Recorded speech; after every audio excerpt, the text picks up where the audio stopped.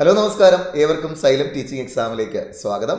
അപ്പോൾ ഇന്നത്തെ ഒരു വീഡിയോ നമുക്ക് കേറ്ററ്റ് പരീക്ഷയ്ക്ക് തയ്യാറെടുക്കുന്നവർക്ക് വേണ്ടിയിട്ടാണ് ഈ ഒരു വീഡിയോ ചെയ്യാൻ ഉദ്ദേശിച്ചത്.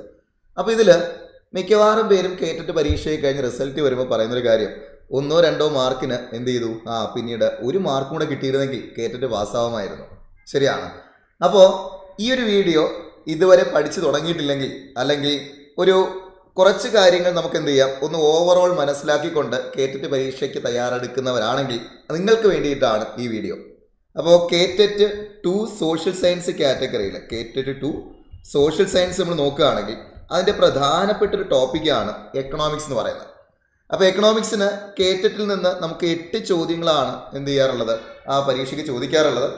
അത് മിക്കവാറും നമുക്ക് സിലബസ് ഓറിയൻറ്റഡ് ആയിട്ട് തന്നെയാണ് നമുക്ക് എന്ത് ചെയ്യുന്നത്, ചോദ്യങ്ങൾ ഈ കഴിഞ്ഞ വർഷം വരെയും ചോദ്യങ്ങൾ വന്നിട്ടുള്ളത് സിലബസ് ഓറിയൻറ്റഡ് ആയിട്ട്. നമ്മുടെ അത്യാവശ്യം കുറച്ച് SCRT, നമ്മുടെ 10ാം ക്ലാസ് വരെയുള്ള SCRT ഒന്ന് മനസ്സിലാക്കി വെച്ച് കഴിഞ്ഞാൽ, അത്യാവശ്യം കുറച്ച് പോയിന്റ് നോക്കി വെച്ച് കഴിഞ്ഞാൽ നമുക്ക് എന്ത് ചെയ്യും, പിന്നീട് അത്യാവശ്യം നല്ല മാർക്കോട് കൂടി തന്നെ കേറ്ററ്റ് പരീക്ഷ പാസ്സാവാനായിട്ട് പറ്റും. അപ്പോൾ ഇതിൽ നമ്മൾ ചെയ്യേണ്ട ഒരു കാര്യം, ഇനിയും പഠിച്ചു തുടങ്ങാത്തവരാണെങ്കിലും ചെയ്യേണ്ട ഒരു കാര്യം, അത്യാവശ്യം കുറച്ച് പ്രീവിയസ് ഇയർ ക്വസ്റ്റ്യൻസ് നമുക്ക് നോക്കിക്കൊണ്ട് അതിലൂടെ മനസ്സിലാക്കേണ്ട ഇമ്പോർട്ടൻ്റ് ആയിട്ടുള്ള പോയിന്റുകൾ എന്തൊക്കെയാണ് എന്നുള്ളത് നമുക്ക് എന്ത് ചെയ്യാം, ഈ ഒരു വീഡിയോയിലൂടെ നമുക്ക് നോക്കാം.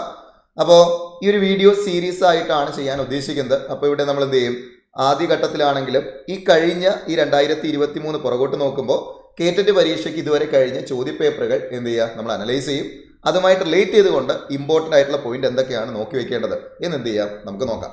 അപ്പോൾ 8 മാർക്കാണ് ഞാൻ നേരത്തെ പറഞ്ഞതുപോലെ സോഷ്യൽ സയൻസിന് എക്കണോമിക്സിൻ്റെ ഭാഗത്ത് നിന്ന് കിട്ടുന്ന 8 മാർക്കാണ്. ശരിക്കും 1-2 മാർക്ക് പോയിട്ടുള്ളവരാണെങ്കിൽ മിക്കവാറും പേര് സ്കിപ്പ് ചെയ്യുന്നൊരു പോർഷനാണ് എക്കണോമിക്സ് എന്ന് പറയുന്നത്. പക്ഷെ വളരെ കുറച്ച് കാര്യങ്ങൾ നമ്മൾ പഠിച്ചാൽ ഈ 8 മാർക്ക് നമുക്ക് എന്ത് ചെയ്യാം, സ്കോർ ചെയ്യാനായിട്ട് പറ്റും. അപ്പോൾ നമുക്ക് നേരെ ചോദ്യങ്ങളിലേക്ക് നമുക്ക് കിടക്കാം. ഒന്നാമത്തെ ഒരു ചോദ്യം 2023 കേറ്ററ്റ് പരീക്ഷയ്ക്ക് ചോദിച്ചൊരു ചോദ്യമാണ്, പ്ലാൻഡ് എക്കോണമി ഫോർ ഇന്ത്യ എന്ന പുസ്തകം എഴുതിയതാര് എന്നാണ് ചോദ്യം. അപ്പോൾ ഇവിടെ നമ്മുടെ സിലബസിനകത്ത് കൊടുത്തേക്കുന്ന ഒരു പോർഷൻസ് നമ്മൾ നോക്കുകയാണെങ്കിൽ തുടക്കത്തിൽ കൊടുത്തിരിക്കുന്നത് economic growth, development and human development, concept and trend. അപ്പോൾ ഇവിടെ GDP എന്താണ്, GNP എന്താണ്, അതുപോലെ തന്നെ സാമ്പത്തിക വികസനം എന്നുകൊണ്ട് ഉദ്ദേശിക്കുന്നത് എന്താണ്, അവിടെ പിന്നീട് ഫിസിക്കൽ ക്വാളിറ്റി ലൈഫ് ഇൻഡെക്സ്, സന്തോഷ സൂചിക, ഇങ്ങനെയൊക്കെയുള്ള കുറച്ച് പോയിന്റുകൾ 9ാം ക്ലാസ് SCRT കൊടുത്തിട്ടുണ്ട്, 9th SCRT. അപ്പോൾ ഈ ഒരു ഭാഗത്തുള്ള കാര്യങ്ങൾ നമ്മൾ നോക്കണം. അതുകൂടാതെ ഇതുമായിട്ട് റിലേറ്റ് ചെയ്തിരിക്കുന്ന അത്യാവശ്യം കറണ്ട് അഫയേഴ്സും നമ്മൾ എന്ത് ചെയ്യണം, അറിഞ്ഞിരിക്കണം. ഓക്കെ. രണ്ടാമത്തെ ഒരു ടോപ്പിക് എന്ന് പറയുന്നത് 5 ഇയർ പ്ലാൻസ് എന്നുള്ള ടോപ്പിക്കാണ്. ശരിക്കും ഒരു വൈഡ് ടോപ്പിക്കാണ് 5 ഇയർ പ്ലാൻസ്. അവിടുന്ന് തന്നെ നിധി ആയോഗ്. അപ്പോൾ ഇതുമായിട്ട് ബന്ധപ്പെട്ടുള്ള കാര്യങ്ങളാണ് നമ്മൾ എന്ത് ചെയ്യേണ്ടത്, ഇവിടെ നമ്മൾ നോക്കേണ്ടത്. ഇന്ത്യക്ക് സ്വാതന്ത്ര്യം കിട്ടിക്കഴിഞ്ഞ് ഇങ്ങോട്ട് വരുമ്പോൾ 1951 മുതൽ നമ്മൾ ഇന്ത്യയിൽ പഞ്ചവത്സര പദ്ധതികൾ ആരംഭിച്ചു. അങ്ങനെ 12 പഞ്ചവത്സര പദ്ധതികൾ നടപ്പിലാക്കി. അതുമായിട്ട് റിലേറ്റ് ചെയ്ത് വളരെ ഇമ്പോർട്ടൻ്റ് ആയിട്ടുള്ള പോയിന്റുകൾ നമുക്ക് നോക്കി വെക്കണം. 8ാം ക്ലാസ് SCRTയിലെ സാമ്പത്തിക ആസൂത്രണം എന്ന ഭാഗത്ത് എന്ത് ചെയ്യുന്നുണ്ട്, ഈ 5 ഇയർ പ്ലാൻസിനെ പറ്റി പറയുന്നുണ്ട്. പിന്നീടുള്ളത് agriculture, food security and poverty എന്നുള്ള ഭാഗമാണ്. ഇത് നമുക്ക് SCRT ബേസ് ചെയ്ത് തന്നെ അത്യാവശ്യം നമ്മൾ കുറച്ച് കാര്യങ്ങൾ നോക്കി വെച്ചാൽ മതിയാകും. അഗ്രികൾച്ചർ, ഫുഡ് സെക്യൂരിറ്റി എന്ന ഭാഗത്ത് നോക്കുമ്പോൾ ഹരിത വിപ്ലവം, 7ാം ക്ലാസ് SCRTയിൽ അഗ്രികൾച്ചർ ആൻഡ് ഫുഡ് സെക്യൂരിറ്റി എന്ന ഭാഗത്തേക്ക് 7th SCRTയിൽ പറയുന്നു.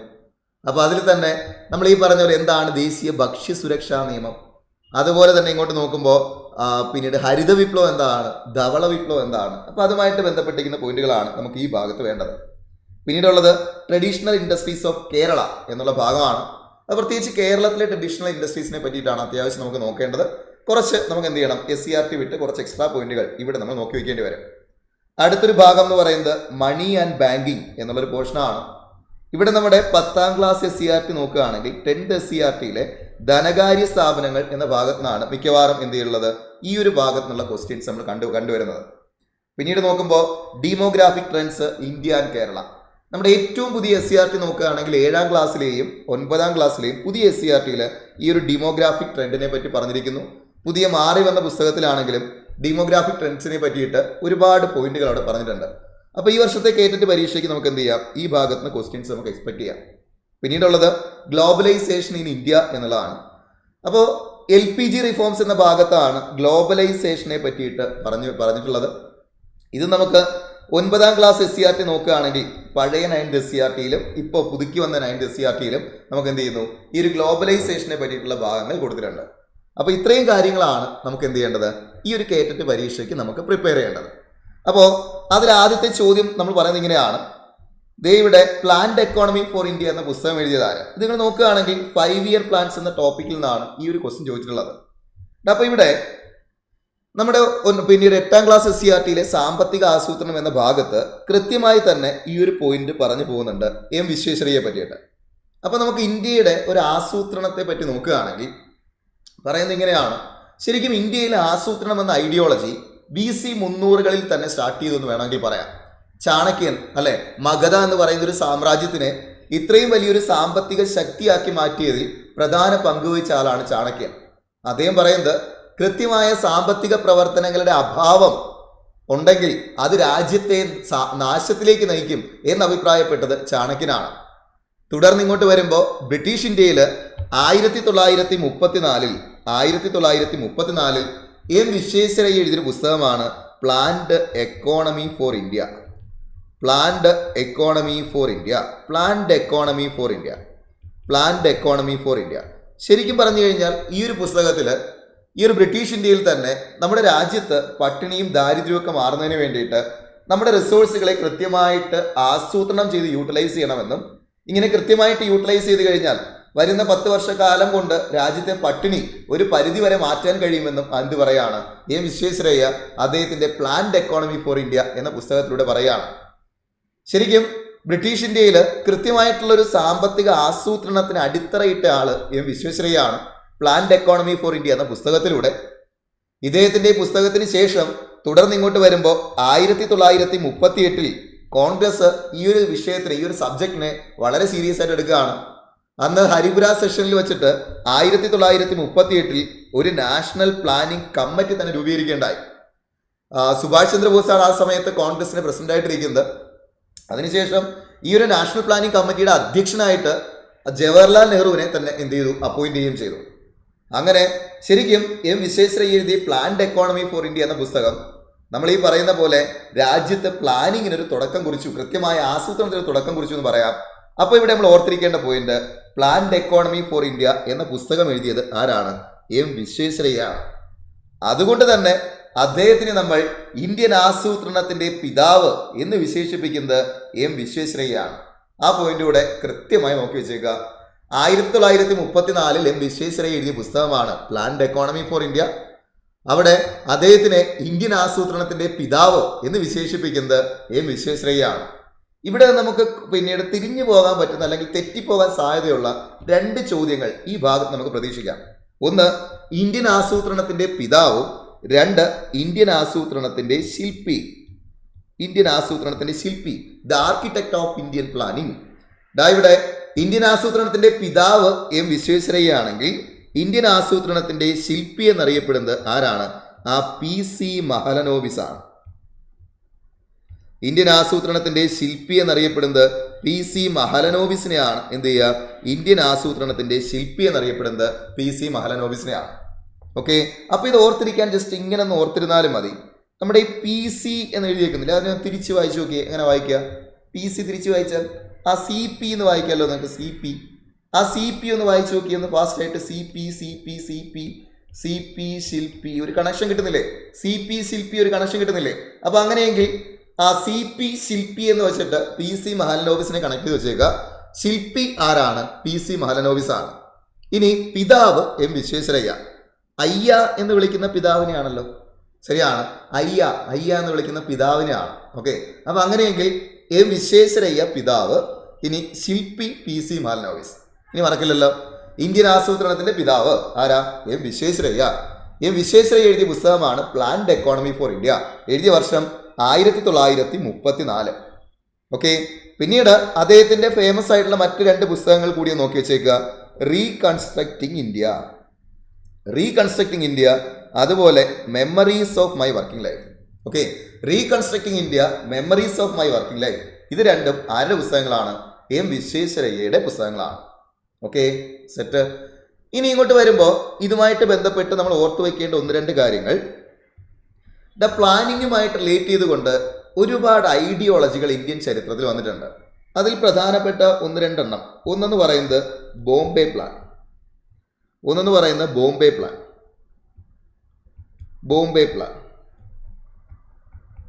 2 ഗാന്ധിയൻ പ്ലാൻ. ഗാന്ധിയൻ പ്ലാൻ.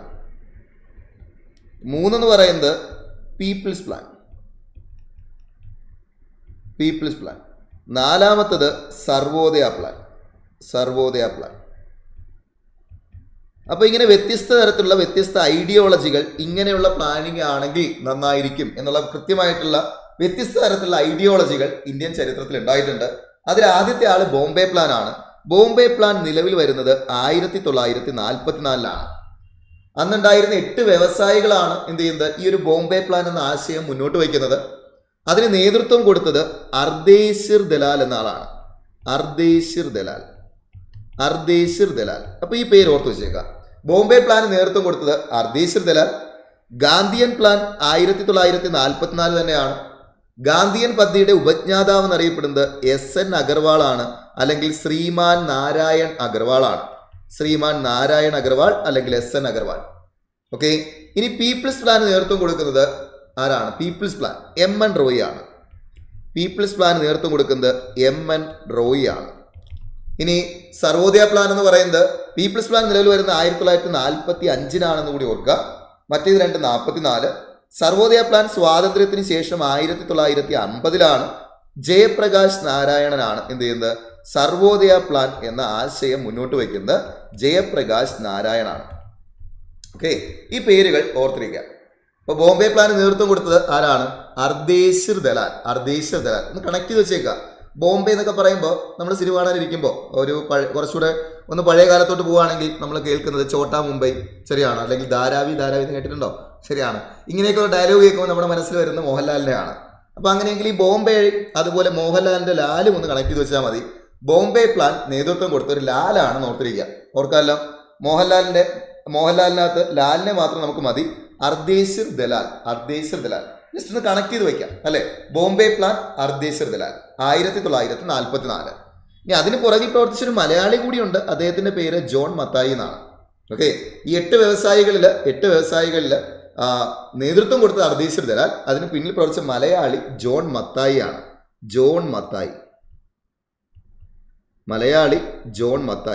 മലയാളി മത്തായി എന്ന് ആലോചിച്ചാലും മതി. ഓക്കെ, അങ്ങനെയാണെങ്കിൽ ഇതിന് പിന്നിൽ പ്രവർത്തിച്ച മലയാളി ആരാണ്? ജോൺ മത്തായി ആണ്. ഇനി ഗാന്ധിയൻ പ്ലാനിന്റെ ഉപജ്ഞാതാവ് SN അഗർവാൾ ആണ്, ശ്രീമാൻ നാരായൺ അഗർവാൾ. നമ്മുടെ ഗാന്ധിജിയുമായിട്ടൊക്കെ ഒരു സാമ്യമുള്ള മനുഷ്യൻ, മലയാളി അല്ലെ. പുള്ളിക്കാരൻ ഗാന്ധിയെ പോലെ തന്നെയാണ്, ഏകദേശം വേഷത്തിലൊക്കെ സാമ്യമുണ്ട്. അതുപോലെ തലയൊക്കെ മുട്ടയടിച്ചിട്ട്, കളർ മാത്രമേ വ്യത്യാസമുള്ളൂ. നമുക്ക് ആരെ കണക്ട് ചെയ്യാം? നമ്മുടെ ശ്രീനാരായണ ഗുരുവിനെ കണക്ട് ചെയ്യാമല്ലോ. അങ്ങനെയെങ്കിൽ ഗാന്ധിയൻ പ്ലാൻ ശ്രീമാൻ നാരായൺ കണക്ട് ചെയ്ത് വെക്കാമല്ലോ. ഗാന്ധിയൻ പ്ലാൻ ശ്രീമാൻ നാരായണ ഗുരുവിനെ ഓർക്കാം. ശരിയാണ്. അപ്പൊ ശ്രീമാൻ നാരായൺ അഗർവാൾ. ഇനി അടുത്തത് പീപ്പിൾസ് പ്ലാൻ എന്ന് പറയുന്നത് MN റോയി. സർവോദയ പ്ലാൻ സൂര്യൻ ഉദിക്കുമ്പോഴാണല്ലോ പ്രകാശം കിട്ടുക. അങ്ങനെ കണക്ട് ചെയ്ത് വെക്കാമല്ലോ. ഉദയം പ്രകാശം കണക്ട് ചെയ്യാമല്ലോ. ശരിയാണ്. അപ്പൊ ഉദയം പ്രകാശം. അപ്പൊ സർവോദയ പ്ലാന്റെ ഉപജ്ഞാതാവ് ജയപ്രകാശ് നാരായൺ, മറക്കില്ല. ഇനി ഇവിടെ ഗാന്ധിയൻ പ്ലാനിന്റെ ഉപജ്ഞാതാവ് SN അഗർവാൾ ആണെങ്കിലും ഇവിടെ ഒരു എക്സ്ട്രാ പോയിന്റ് ഓർത്ത് വെച്ചേക്കുക. പക്ഷേ ഗാന്ധിയൻ സമ്പദ് വ്യവസ്ഥ എന്ന ആശയത്തിന്റെ വക്താവ്, ഗാന്ധിയൻ സമ്പദ് വ്യവസ്ഥ എന്ന ആശയത്തിന്റെ വക്താവ് ആരാണ്? ഗാന്ധിയൻ സമ്പദ് വ്യവസ്ഥ എന്ന ആശയത്തിന്റെ വക്താവ് എന്ന് വിശേഷിപ്പിക്കുന്നത് ആരെയാണ്? അത് JC കുമരപ്പയാണ്. Okay, JC Kumarappa. ഇനി മറക്കില്ലല്ലോ ഇത്രയും കാര്യങ്ങൾ. 1934 M വിശ്വേശ്വരയ്യ എഴുതിയ പുസ്തകമാണ് പ്ലാൻഡ് എക്കോണമി ഫോർ ഇന്ത്യ. അദ്ദേഹത്തെ എന്തെന്നാ വിളിക്കുക? ഇന്ത്യൻ ആസൂത്രണത്തിന്റെ പിതാവ്. അപ്പൊ ഇന്ത്യൻ ആസൂത്രണത്തിന്റെ ശില്പി ആരാ? PC മഹൽനോബിസ് ആണ്. ഓക്കെ, പിന്നീട് നമ്മൾ പറഞ്ഞത് Gandhian plan SN Agarwal, people's plan MN Roy, Bombay plan Ardeshir Dalal, Sarvodaya plan Jayaprakash Narayan. ഇനി ബോംബെ പ്ലാന് പിന്നിൽ പ്രവർത്തിച്ച മലയാളി ജോൺ മത്തായി. ഗാന്ധിയൻ സമ്പദ് വ്യവസ്ഥ എന്ന ആശയത്തിന്റെ വക്താവ് ആരാണ്? JC കുമരപ്പയാണ്. ഓക്കെ, സെറ്റാണ്. ഇത്രയും പോയിന്റ് ക്ലിയർ. ഇങ്ങനെയൊക്കെ ആണെങ്കിലും ഇത്രയധികം ആശയങ്ങളൊക്കെ നിലവിൽ വന്നെങ്കിലും സ്വാതന്ത്ര്യാനന്തര ഇന്ത്യ നമ്മൾ അക്സെപ്റ്റ് ചെയ്തത് പഞ്ചവത്സര പദ്ധതി എന്ന ആശയമാണ്. കാര്യം രാജ്യത്ത് നമ്മുടെ രാജ്യമാണെങ്കിലും USSRന് ഒരുപാട് സാമ്യമുണ്ട്. ഇവിടത്തെയും ഗവൺമെന്റ് ഭരിക്കുന്ന അടുത്ത 5 വർഷക്കാലമാണ്. അങ്ങനെയെങ്കിൽ ഈ 5 വർഷക്കാലത്തേക്ക് എന്ത് ചെയ്യണം എന്നുള്ള പ്ലാനിംഗ് ആണ് പഞ്ചവത്സര പദ്ധതികൾ. ഓക്കെ, ഇന്ത്യ പഞ്ചവത്സര പദ്ധതി എന്ന ആശയം കടമെടുക്കുന്നത് എവിടെ നിന്നാണ്? USSRൽ നിന്നാണ് എന്ന് കൃത്യമായിട്ട് ഓർത്തേക്കാം. ഇന്ത്യ പഞ്ചവത്സര പദ്ധതി എന്ന ആശയം കടമെടുക്കുന്നത് USSRൽ നിന്നാണ്. ലോകത്ത് തന്നെ ഈ ഒരു ആശയം ആദ്യമായിട്ട് നടപ്പിലാക്കിയത് ജോസഫ് സ്റ്റാലിനാണ്. സെറ്റ്. അപ്പൊ ഇനി ഈ ഭാഗത്ത് നിന്ന് ഇത്രയും പോയിന്റിൽ നിന്ന് എന്ത് ചോദിച്ചാലും നമുക്ക് എന്ത് ചെയ്യും, എഴുതാൻ പറ്റുമല്ലോ.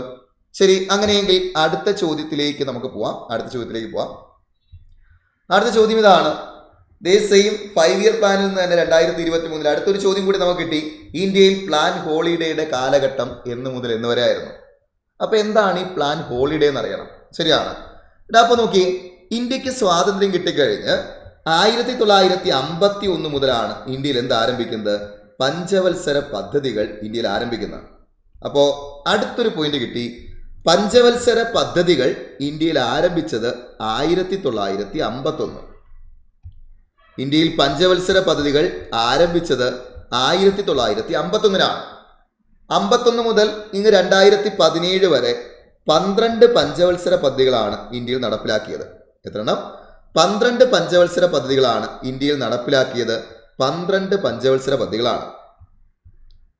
12 പഞ്ചവത്സര പദ്ധതികൾ നമ്മൾ എന്ത് ചെയ്തു, ഇന്ത്യയിൽ നടപ്പിലാക്കി. 12 പഞ്ചവത്സര പദ്ധതികൾ. ഓക്കെ.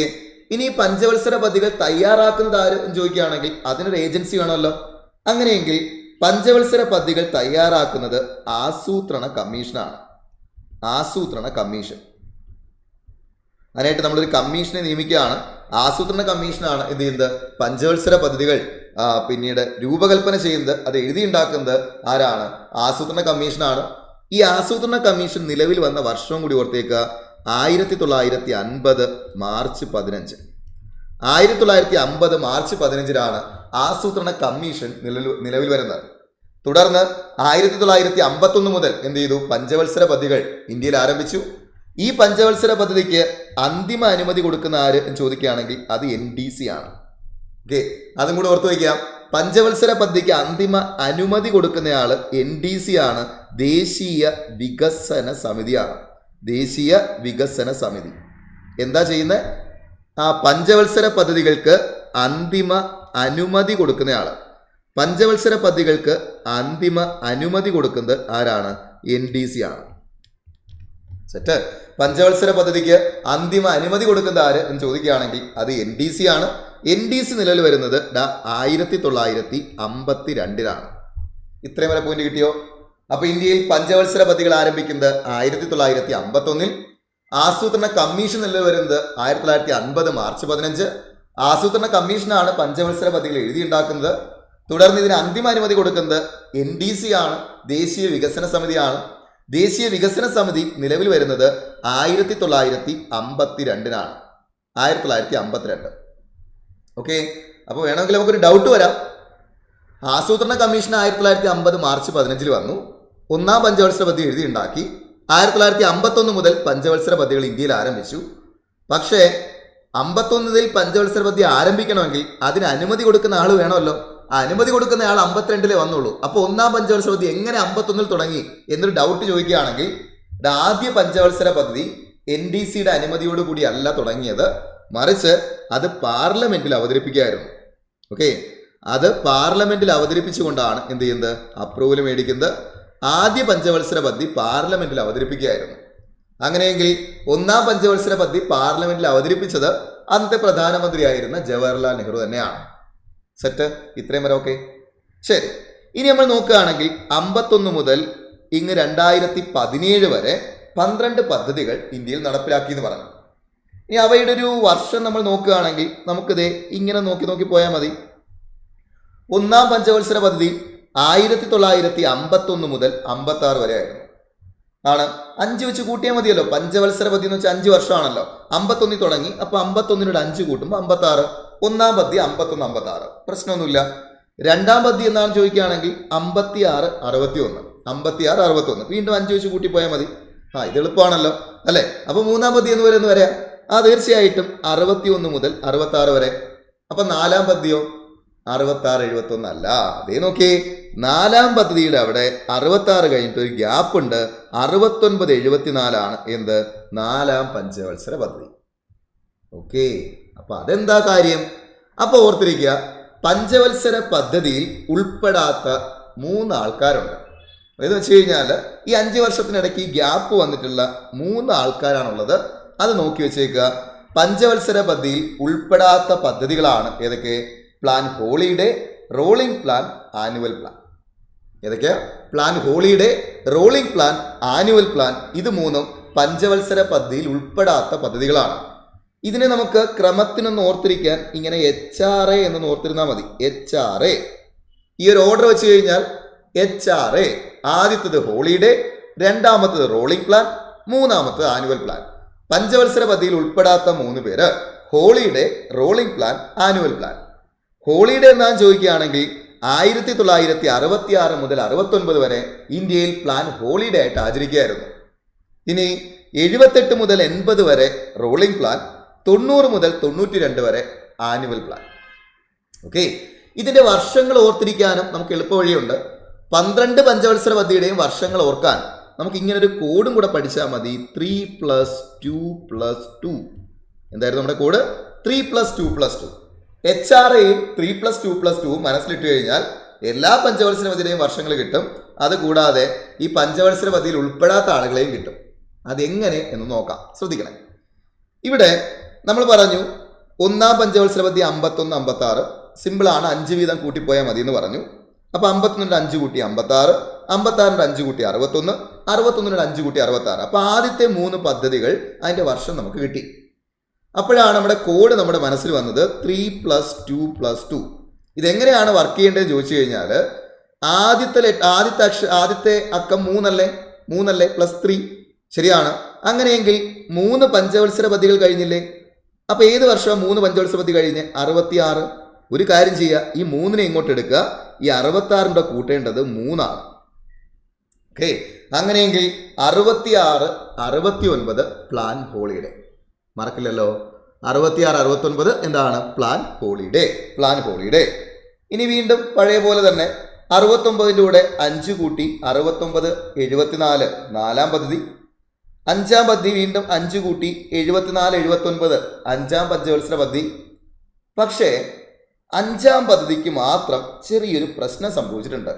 എന്താന്ന് നോക്കുകയാണെങ്കിൽ ആ പേരിന്റെ പ്രശ്നം കൊണ്ടാണോ എന്തുകൊണ്ടോന്ന് അറിയില്ല, പഞ്ചവത്സര പദ്ധതി എന്ന് വെച്ച് കഴിഞ്ഞാൽ 5 വർഷമാണല്ലോ. പക്ഷേ 5-ാമത്തെ പഞ്ചവത്സര പദ്ധതിക്ക് എന്ത് ചെയ്യാൻ പറ്റിയിട്ടില്ല? 5 വർഷം പൂർത്തിയാക്കാൻ പറ്റിയിട്ടില്ല. ഈ ഒരു പോയിന്റ് എക്സ്ട്രാ ഒന്ന് എന്ത് ചെയ്യണം? ഓർത്തു വയ്ക്കണം. 5-ാം പഞ്ചവത്സര പദ്ധതിക്ക് 5 വർഷം പൂർത്തിയാക്കാൻ സാധിച്ചിട്ടില്ല. അങ്ങനെയെങ്കിൽ ഇവിടെ 74, 79 വരുന്നതിന് പകരം ഒന്ന് കുറച്ചിട്ട് 74, 78 വരെ എന്തുണ്ടായിരുന്നുള്ളൂ? 5-ാം പദ്ധതി ഉണ്ടായിരുന്നുള്ളൂ. ഓക്കെ, 5-ാം പഞ്ചവത്സര പദ്ധതി 78 വരെ ഉണ്ടായിരുന്നുള്ളൂ എന്ന് ഓർത്തിരിക്കാം. എന്നാൽ പിന്നെ ഇനി നമുക്ക് നമ്മുടെ ആ കോഡ് ഓർക്കാം. 3+2+2 3 കഴിഞ്ഞപ്പോഴാണല്ലോ 3 കൂട്ടിയത്. ഇവിടെ വീണ്ടും 2 കഴിഞ്ഞില്ലേ? അപ്പോൾ എന്ത് ചെയ്യണം? +2 കൂട്ടണം. 2 ഏതിൻ്റെ കൂടെ കൂട്ടണം? 79ന്റെ അല്ല, 78ന്റെ കൂട്ടണം. അതാണ് വ്യത്യാസം. ഓക്കെ, അങ്ങനെയെങ്കിൽ 1978, 80 എന്താ? Rolling plan. സെറ്റ്. ഇപ്പൊ നമുക്ക് ഐഡിയ കിട്ടി. ഇനി നമുക്ക് കൃത്യമായിട്ട് പറയാം. 6-ാം പദ്ധതി 80, 85, 7-ാം പദ്ധതി 85, 90 വീണ്ടും 2 കഴിഞ്ഞു. അതിൻ്റെ കൂടെ 2 കൂട്ടണം. 90, 92 ആനുവൽ പ്ലാൻ. സെറ്റാണ്. ഇനി ബാക്കിയുള്ളത് എളുപ്പമാണ്, 5 വെച്ച് കൂട്ടിപ്പോയാൽ മതി. 8-ാം പദ്ധതി 92, 97, 9-ാം പദ്ധതി 97, 2002. ഇനി 10-ാം പദ്ധതി 2002, 2007, 11, 2007, 12, 12-ാം പദ്ധതി 2012, 17. സെറ്റാണ്. 12 പഞ്ചവത്സര പദ്ധതിയുടെയും വർഷങ്ങൾ കിട്ടി. അതിലുൾപ്പെടാത്ത 3 ആളുകളെയും പഠിച്ചു. Plan holiday, rolling plan, annual plan. സെറ്റാണ്. ശരി, ഇനി നമുക്ക് നോക്കുകയാണെങ്കിൽ 8-ാം ക്ലാസ് SCERT-യിൽ ഇങ്ങനൊരു പോയിന്റ് പറയുന്നു. ഇന്ത്യൻ സാമ്പത്തിക ആസൂത്രണത്തിന്റെ ലക്ഷ്യങ്ങൾ. ഇവിടെ എല്ലാ പഞ്ചവത്സര പദ്ധതിയുടെയും എല്ലാ ആസൂത്രണത്തിൻ്റെയും ലക്ഷ്യങ്ങൾ പ്രധാനമായിട്ടും ഇന്ത്യയുടെ കാര്യത്തിൽ 4 എണ്ണമാണ്. അത് നമ്മുടെ SCERT ടെക്സ്റ്റ് പറയുന്നുണ്ട്. ഒന്നെന്ന് പറയുന്നത് GDP ഗ്രോത്ത് അല്ലെങ്കിൽ സാമ്പത്തിക വളർച്ച. തീർച്ചയായിട്ടും ഏതൊരു രാജ്യത്തിൻ്റെയും ആസൂത്രണത്തിൽ പ്രധാന പങ്ക് ആ രാജ്യത്തിൻ്റെ ഗ്രോത്തിന് തന്നെയാണ്. ഇന്ത്യയിലും അതുപോലെ ആസൂത്രണത്തിൻ്റെ ഒരു ലക്ഷ്യം എന്ന് പറയുന്നത് സാമ്പത്തിക വളർച്ചയാണ്, അല്ലെങ്കിൽ GDP ഗ്രോത്ത് ആണ്. മറക്കില്ലല്ലോ. 2-ാമത്തെ ലക്ഷ്യം എന്ന് പറയുന്നത് ആധുനികവൽക്കരണം. ഓക്കെ, ആ വേർഡ് അങ്ങനെ തന്നെ ഓർക്കണേ.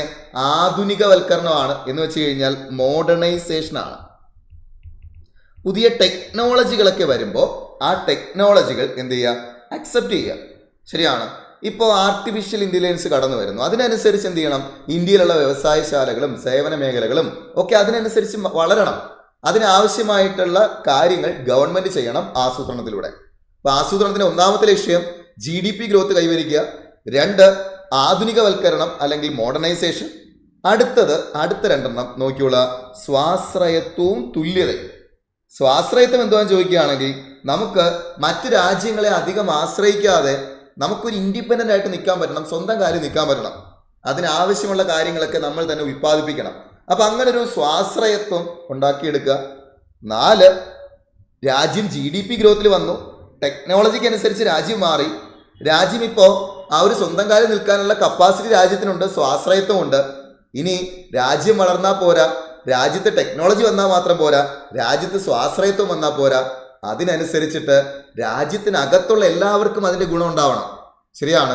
രാജ്യത്തെ ഒരു വിഭാഗം ജനങ്ങൾ മാത്രം അത് ആസ്വദിച്ചാൽ പോരാ, ആ രാജ്യത്ത് തുല്യത ഉണ്ടാവണം, അല്ലെങ്കിൽ സമത്വം ഉണ്ടാവണം. അപ്പോൾ ഇത് 4 സാമ്പത്തിക ആസൂത്രണത്തിന്റെ ലക്ഷ്യങ്ങളായിട്ട്, പ്രധാന ലക്ഷ്യങ്ങളായിട്ട് നമ്മൾ പറയാം. സെറ്റ്. ഇതുവരെ കിട്ടിയോ? ഇതുവരെ സെറ്റാണ്, ക്ലിയർ ആണ്. ശരി. അങ്ങനെയെങ്കിൽ ഇവിടെ നമുക്ക് ക്വസ്റ്റ്യൻ പ്രതീക്ഷിക്കാം. താഴെ തന്നിരിക്കുന്നവയിൽ ഇന്ത്യൻ സാമ്പത്തിക ആസൂത്രണത്തിന്റെ ലക്ഷ്യങ്ങളിൽ ഉൾപ്പെടാത്തതേത്? ഓക്കെ, ഓപ്ഷൻ തരികയാണ്. സാമ്പത്തിക വളർച്ച, ആധുനികവൽക്കരണം, ആഗോളവൽക്കരണം, തുല്യത. ആഗോളവൽക്കരണം ഇല്ല, എന്തേ ഉള്ളൂ?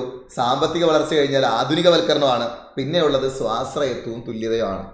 അപ്പോൾ ഈ ഭാഗത്തുനിന്നും എങ്ങനെ ചോദിച്ചാലും ചെയ്യാൻ പറ്റുമല്ലോ. സെറ്റാണ്. ഇതുവരെ ഓക്കെ. അപ്പോൾ ഇന്ത്യൻ ആസൂത്രണത്തിന്റെ പിതാവാരാ? എം വിശ്വേശ്വരയ്യ. ഇന്ത്യൻ ആസൂത്രണത്തിന്റെ ശില്പി ആരാ? PC മഹലനോബിസ്. അടിപൊളി. ശരി. അങ്ങനെയെങ്കിൽ പ്ലാൻഡ് എക്കോണമി ഫോർ ഇന്ത്യ എന്ന പുസ്തകം എഴുതിയത് ആരായിരുന്നു? എം വിശ്വേശ്വരയ്യ ആയിരുന്നു. അങ്ങനെയെങ്കിൽ ഇന്ത്യയിലെ holiday rolling plan, annual plan, holiday എന്ന് മുതൽ എന്ന് വരെ 66-69, റോളിംഗ് പ്ലാൻ 78-80, ആനുവൽ പ്ലാൻ 90-92. ഒക്കെയാണ് സാമ്പത്തിക ആസൂത്രണത്തിന്റെ ലക്ഷ്യങ്ങൾ നമ്മൾ പറഞ്ഞു. അങ്ങനെയെങ്കിൽ ഇനി നമുക്ക് ആ ചോദ്യത്തിന്റെ ആൻസർ സിമ്പിളായിട്ട് ചെയ്യാം. ഇന്ത്യയിൽ പ്ലാൻ ഹോളിഡേയുടെ കാലഘട്ടം എന്ന് മുതൽ എന്ന് വരെയാ? ഓപ്ഷൻ ബി 1966-69 എന്നുള്ളതാണ്. ഓക്കെ. അങ്ങനെയെങ്കിൽ അടുത്ത ചോദ്യത്തിലേക്ക് നമുക്ക് പോവാം. അടുത്ത ചോദ്യം ഇവിടെ 12 പദ്ധതിയുടെയും ലക്ഷ്യങ്ങൾ കൂടി ഞാൻ ഈ സൈഡിൽ കൊടുത്തിട്ടുണ്ട്. നമ്മുടെ 8ാം ക്ലാസ് SCRTയിലെ സാമ്പത്തിക ആസൂത്രണം എന്ന ഭാഗത്തും അത് കൊടുത്തിട്ടുണ്ട്. അപ്പോൾ അതും കൂടി എന്ത് ചെയ്യാം, നോക്കി വയ്ക്കാം. ശരി. അപ്പോൾ അങ്ങനെയെങ്കിൽ അടുത്ത ചോദ്യം ഇതാണ്. നിതി ആയോഗിന്റെ അധ്യക്ഷൻ ആരാണ്? ഓക്കെ. അപ്പൊ നിതി ആയോഗിന്റെ അധ്യക്ഷൻ ആരാണ് എന്ന് പറയണമെങ്കിൽ നമുക്ക് തീർച്ചയായിട്ടും നിതി ആയോഗിനെ പറ്റി അറിയണം, അല്ലെ? നമ്മൾ ഇത്രയും നേരം പഞ്ചവത്സര പദ്ധതിയെയും ആസൂത്രണ കമ്മീഷനെയും പറ്റിയിട്ടാണ് നമ്മൾ പറഞ്ഞുകൊണ്ടിരുന്നത്. അപ്പോൾ ഇവിടെ എന്താണ് ഈ നിതി ആയോഗ് എന്ന് ചോദിക്കുകയാണെങ്കിൽ നമ്മൾ പറഞ്ഞു തുടങ്ങിയത് ഇങ്ങനെയാണ്. 47 ഇന്ത്യക്ക് സ്വാതന്ത്ര്യം കിട്ടിയതിന് ശേഷം 1950 നമ്മൾ എന്ത് ചെയ്തു? ആസൂത്രണ കമ്മീഷൻ നിലവിൽ വന്നു. എന്ത് വന്നു? ആസൂത്രണ കമ്മീഷൻ. 1950 ആസൂത്രണ കമ്മീഷൻ നിലവിൽ വരികയാണ്. അത് കഴിഞ്ഞ് ഇങ്ങോട്ട് വരുമ്പോൾ 1951 എന്ത് ചെയ്തു? പഞ്ചവത്സര പദ്ധതികൾ ആരംഭിച്ചു. 1951 ഇന്ത്യയിൽ പഞ്ചവത്സര പദ്ധതികൾ ആരംഭിച്ചു. ശരിയാണ്. അത് കഴിഞ്ഞ് ഇങ്ങോട്ട് വരുമ്പോൾ 1952 എന്ത് നിലവിൽ വരികയാണ്?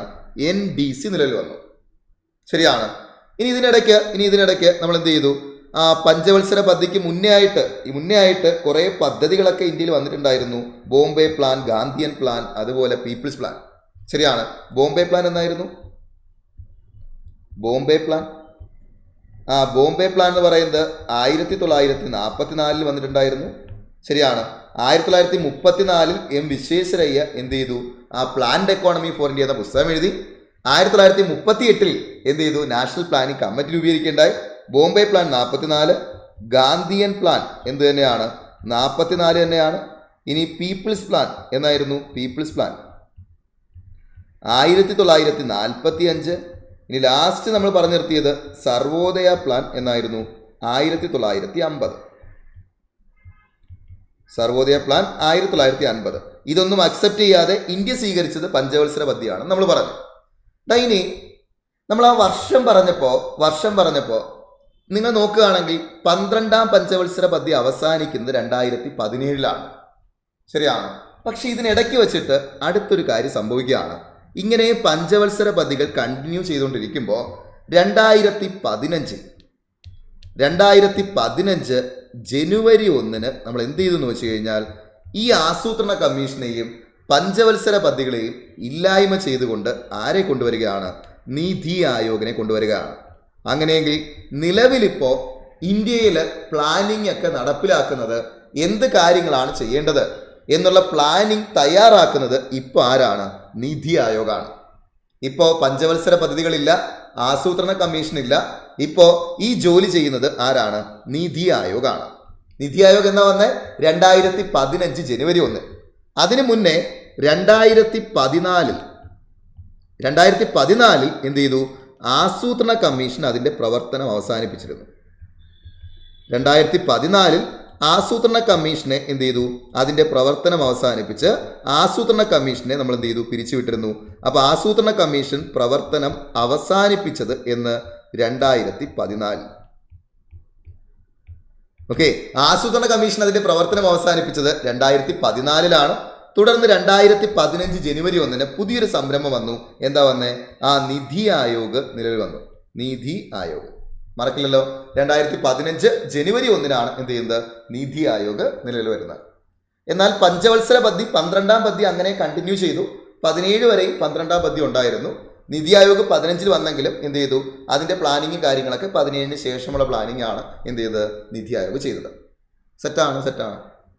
ഓക്കെ, ശരി. അപ്പോൾ എന്തിനാണ് ഈ നീതി ആയോഗ് വന്നതെന്ന് ചോദിക്കുകയാണെങ്കിൽ, ശരിക്കും നമ്മൾ നേരത്തെ പഞ്ചവത്സര പദ്ധതിയിൽ 5 വർഷത്തേക്കുള്ള കാര്യങ്ങളാണ് ചെയ്തുകൊണ്ടിരുന്നത് അല്ലേ? പക്ഷെ ഇവിടെ വരുമ്പോൾ കുറച്ചും കൂടി ഒരു ലോങ് ടൈം പ്ലാൻ ആണ് ആര് മുന്നോട്ട് വയ്ക്കുന്നത്? നീതി ആയോഗ് മുന്നോട്ട് വയ്ക്കുന്നത്. എക്സാമ്പിൾ പറയുകയാണെങ്കിൽ, ഇപ്പോൾ 2047 ആകുമ്പോഴേക്കും രാജ്യത്തെ ഒരു വികസിത രാജ്യമാക്കി മാറ്റുക എന്നുള്ളത് നമ്മുടെ ലക്ഷ്യമാണ്.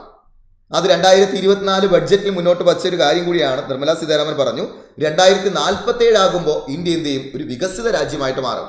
ഇന്ത്യ ഒരു 30 ട്രില്യൺ എക്കോണമി ആയിട്ട് ഇന്ത്യ എന്ത് ചെയ്യും? വളരണം. എങ്ങനെ പറ്റും? അതിനൊരു ലോങ് ടൈം പ്ലാൻ വേണം. ആ ലോങ് ടൈം പ്ലാൻ തയ്യാറാക്കുന്നത് ആരാണ്? നീതി ആയോഗാണ്. സെറ്റ്. ഇനി നീതി ആയോഗിലേക്ക് നോക്കുകയാണെങ്കിൽ കുറച്ചും കൂടി സംസ്ഥാനങ്ങൾക്കൊക്കെ കുറെ കൂടി പങ്കാളിത്തമുണ്ട്. അതിനെ നമ്മൾ സഹകരണ ഫെഡറലിസം അല്ലെങ്കിൽ കോപ്പറേറ്റീവ് ഫെഡറലിസം എന്നൊക്കെ നമ്മൾ പറയാറുണ്ട്. ശരി, അപ്പൊ നീതി ആയോഗിന്റെ കാര്യത്തിലേക്ക് നമുക്ക് പോവാം. നീതി ആയോഗിന്റെ ഒരു ഘടന നോക്കുകയാണെങ്കിൽ നമുക്ക് കാണാൻ പറ്റുന്നത് നീതി ആയോഗിന്റെ ചെയർപേഴ്സൺ അല്ലെങ്കിൽ അധ്യക്ഷൻ എന്ന് പറയുന്നത് പ്രധാനമന്ത്രിയാണ്. ഓക്കെ, നീതി ആയോഗിന്റെ ചെയർപേഴ്സൺ അല്ലെങ്കിൽ അധ്യക്ഷൻ എന്ന് പറയുന്നത് പ്രധാനമന്ത്രിയാണ്.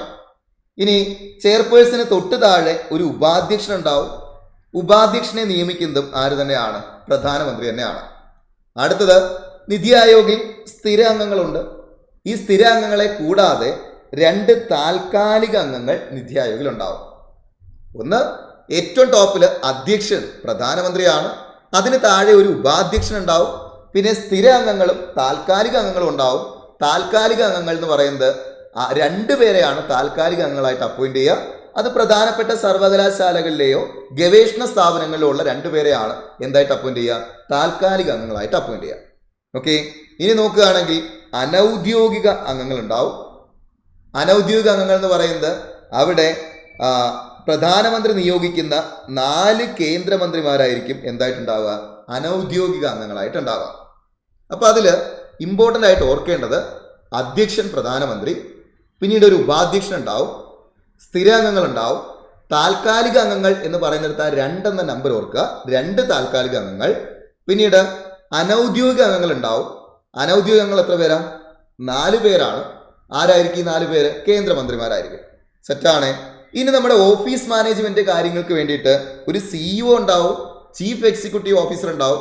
ഈ CEOയെ അപ്പോയിന്റ് ചെയ്യുന്നതും ആര് തന്നെയാണ്? പ്രധാനമന്ത്രി തന്നെയാണ്. Set, clear. ശരി, ഇനി ഇവിടുന്ന് കുറച്ച് കറണ്ട് അഫയേഴ്സ് ഫാക്റ്റും കൂടെ നമുക്ക് നോക്കാം.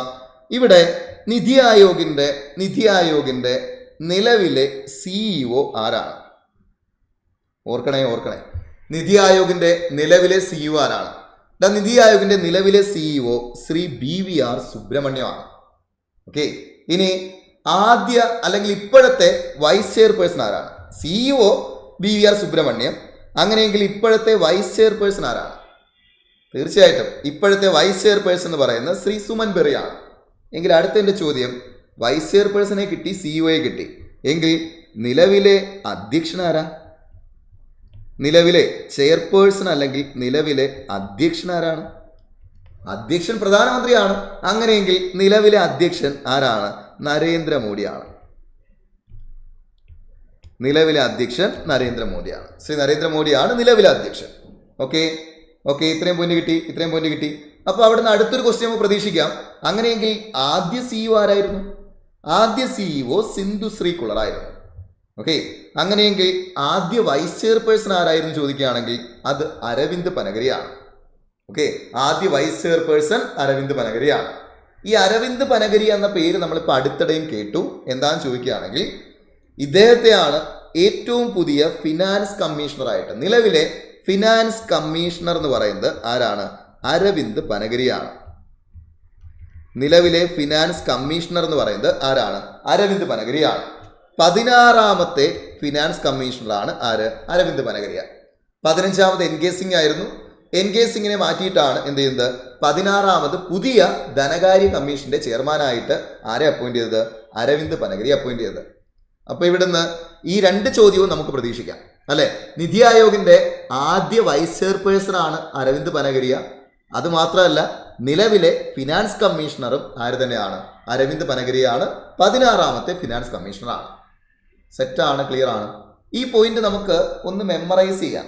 നിങ്ങൾക്ക് ഡൗട്ട് തോന്നിക്കാണ് എന്താ ഈ ഒരു പിന്നീട് പണം കൊടുത്തേക്കുന്നത്, നമ്മൾ എവിടെയും കണ്ടിട്ടുണ്ടല്ലോ. ശരിയാണ്. അപ്പോൾ ഇത് നമുക്ക് ഈ ഒരു പോയിന്റുകളെ ഒന്ന് കണക്ട് ചെയ്യാൻ വേണ്ടി ഞാൻ കൊടുത്തതാണ്. നിലവിലെ സിഇഒ, നിതി ആയോഗിന്റെ നിലവിലെ സിഇഒയെ നമുക്ക് നമ്മുടെ ലിയോ സിനിമയായിട്ടൊന്ന് കണക്ട് ചെയ്യാം. ആ വാക്കുമായിട്ടൊരു സാമ്യമുണ്ടല്ലോ, ലിയോ സിഇഒ, ഒരു സാമ്യമില്ലേ? ഓക്കെ, അങ്ങനെയെങ്കിൽ ആ ഒരു ലിയോ ഫിലിമിന്റെ ഒരു സിനിമയുടെ ഒരു ക്ലൈമാക്സ് എന്തായിരുന്നു? വിജയ് ഒരാളെ വിളിക്കുന്നുണ്ടല്ലേ ക്ലൈമാക്സ് സീനിൽ. ആരെയാ വിളിക്കുന്നത്? ഈ പിക്ചറിൽ കാണുന്ന ആളിനെ വിളിക്കുന്നുണ്ട്. എങ്ങനെയാ?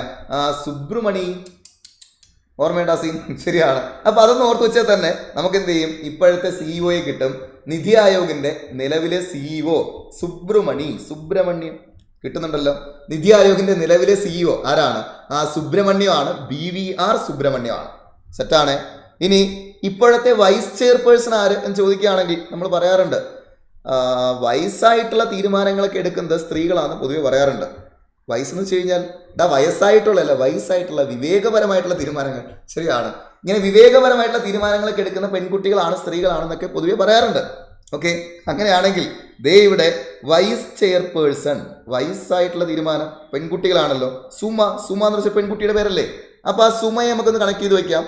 വൈസ് ചെയർപേഴ്സൺ ആരാണ്? സുമൻ ബെറി ആണ് എന്ന് ഓർത്തിരിക്കാം. സുമൻ ബെറി. ഓക്കെ, അപ്പൊ നിതി ആയോഗിന്റെ നിലവിലെ വൈസ് ചെയർപേഴ്സൺ ആരാണ്? ശ്രീ സുമൻ ബെറി ആണ്. സെറ്റാണ്. ഇനി മറക്കില്ലല്ലോ. ഇനി ആദ്യ സിഇഒ സിന്ധുശ്രീ കുളർ, ആദ്യ വൈസ് ചെയർപേഴ്സൺ അരവിന്ദ് പനഗരിയ. ഇനി നിതി ആയോഗ് നിലവിൽ വരുന്നത് 2015 ജനുവരി 1 നിതി ആയോഗിന്റെ ആദ്യ സമ്മേളനം, ഒരു പോയിന്റ് കൂടെ എക്സ്ട്രാ നോക്കിയിരിക്കുക, നിതി ആയോഗിന്റെ ആദ്യ സമ്മേളനം നടക്കുന്നത് ഫെബ്രുവരി 8 ജനുവരി 1 നിലവിൽ വരുന്നു. ആദ്യ സമ്മേളനം ഫെബ്രുവരി 8 നടന്നു. ആദ്യ സമ്മേളനം അറിയപ്പെട്ട പേര് ടീം ഇന്ത്യ എന്ന പേരിലാണ് എന്ത് ചെയ്തത്? ആദ്യ സമ്മേളനം അറിയപ്പെട്ടത്. ഓക്കെ, അപ്പോൾ ഇവിടെ നിന്ന് നമുക്ക് എന്ത് ചെയ്തു? നേരത്തെ ചോദ്യത്തിന്റെ ആൻസർ നമുക്ക് കിട്ടി. എന്തായിരുന്നു, ആരായിരുന്നു ഇപ്പോഴത്തെ അല്ലെങ്കിൽ നിതി ആയോഗിന്റെ അധ്യക്ഷൻ ആരാണ് എന്ന ചോദ്യം നമുക്ക് കിട്ടി. അധ്യക്ഷൻ ആരാ ഇപ്പൊ ഇവിടെ? രാഷ്ട്രപതിയാണോ, ധനകാര്യമന്ത്രിയാണോ, പ്രധാനമന്ത്രിയാണോ, ഉപരാഷ്ട്രപതിയാണോ? സിമ്പിൾ ചോദ്യമായിരുന്നു അല്ലെ. നിതി ആയോഗിന്റെ അധ്യക്ഷൻ ആരാണ്? പ്രധാനമന്ത്രിയാണ്. സെറ്റാണ്. അപ്പൊ അങ്ങനെയെങ്കിൽ നിലവിലെ അധ്യക്ഷൻ നരേന്ദ്രമോദിയാണ് എന്ന് നമുക്കറിയാം. അങ്ങനെയെങ്കിൽ നിങ്ങളോടൊരു ചോദ്യം, നിതി ആയോഗിന്റെ ആദ്യത്തെ അധ്യക്ഷൻ ആരായിരുന്നു? ഇതാണ് നിങ്ങളോടുള്ള ചോദ്യം. ഇതിന്റെ ആൻസർ നിങ്ങൾ എന്ത് ചെയ്യുക? ഒന്ന് കമന്റ് ബോക്സിൽ ജസ്റ്റ് എന്ത് ചെയ്യുക? ഒന്ന് മാർക്ക് ചെയ്യുക, ഒന്ന് ടൈപ്പ് ചെയ്യുക. ഓക്കെ, അപ്പോൾ ഇനിയും നമുക്ക് എന്ത് ചെയ്യാം? കൂടുതൽ ചോദ്യങ്ങളുമായിട്ട് നമുക്ക് വീണ്ടും ബാക്കിയുള്ള വീഡിയോയിലൂടെ നമുക്കൊന്ന് കാണാം. അപ്പോൾ ഈ വീഡിയോ നിങ്ങൾക്ക് പ്രയോജനപ്പെട്ടെങ്കിൽ തീർച്ചയായിട്ടും കമന്റ് ചെയ്യുക. പിന്നീട് തുടർന്ന് നിങ്ങൾ എന്ത് ചെയ്യുക? ആവശ്യപ്പെടുന്നതനുസരിച്ച് ഇതൊരു സീരീസ് ആയിട്ട് ചെയ്യാം എന്നാണ് ഞാൻ ഉദ്ദേശിക്കുന്നത്. അപ്പം നമുക്ക് 5 ഇയർ പ്ലാൻസ്, നിതി ആയോഗ് എന്നുള്ള ഭാഗത്ത് നിന്ന് പ്രധാനപ്പെട്ട ചോദ്യങ്ങളും അതുമായിട്ട് ബന്ധപ്പെട്ട് നിൽക്കുന്ന, അല്ലെങ്കിൽ കഴിഞ്ഞ പ്രാവശ്യം 3 ക്വസ്റ്റ്യൻസ് ആണ് നമുക്ക് എന്ത് ചെയ്തത് ഈ ഭാഗത്ത് നമുക്ക് കിട്ടിയത്. ഓക്കെ, അപ്പോൾ ഇതുപോലെ എല്ലാ ടോപ്പിക്കുകളും ഇങ്ങനെ ക്വസ്റ്റ്യൻസിലൂടെ ഡിസ്കസ് ചെയ്യാം എന്നാണ് ഉദ്ദേശിക്കുന്നത്. അപ്പോൾ ബാക്കി ടോപ്പിക്കുമായിട്ട് നമുക്ക് എന്ത് ചെയ്യാം, മറ്റൊരു വീഡിയോയിലൂടെ വീണ്ടും കാണാം. അതുവരെ നിങ്ങൾ ചെയ്യേണ്ട കാര്യം, ഞാൻ ചോദിച്ച ചോദ്യത്തിന് ആ ഉത്തരം ഒന്ന് കമൻറ്റ് ചെയ്യുക. അപ്പോൾ എല്ലാവർക്കും താങ്ക് യു, ബൈ ബൈ.